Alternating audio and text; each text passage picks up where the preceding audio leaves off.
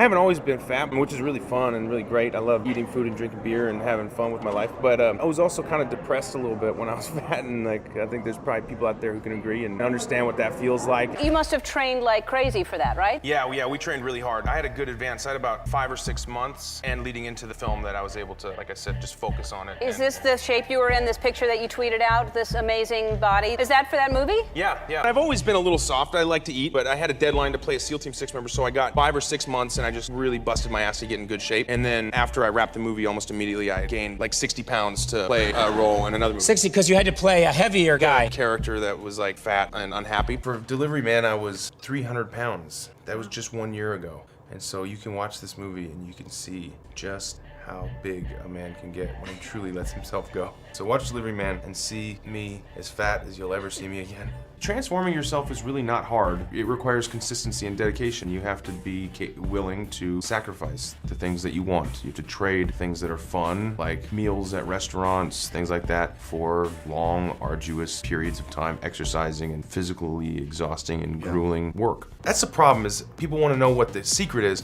The secret is you can't do it in a month. It takes 8 months or a year or a lifetime of consistency, working out every single day and eating properly and truly feeding yourself, not starving yourself, but giving yourself proper nutrition to heal. You have to burn off all the crap you've put in your body, and then you have to replace it with really good food and fuel. And it takes a long time, but really 8 months is not that long. I mean, what were you doing in May, right? And when you're looking back, 8 months goes by really quickly. When you're looking forward, it seems like it's crazy. It's a long prospect. Even 8 hours can be a long time. It just takes a little bit of consistency, and time is gonna go by just as fast whether you're doing it or not. So who do you wanna be 8 months from now? Hey, if you just like bust your ass and get after it, all it takes is like 6 months, really. 6 months flies by whether you're working out every day or whether you're not. So if you feel compelled to try to do something about it, take some action to get in shape, do it. You really could, you can do it. I was capable of doing it. I think anybody could do it if they wanted to, but unless you had to, I don't see why you would want to. Your fans are saying Chris Pratt eats no fat. Is that true? No, I eat plenty of fat.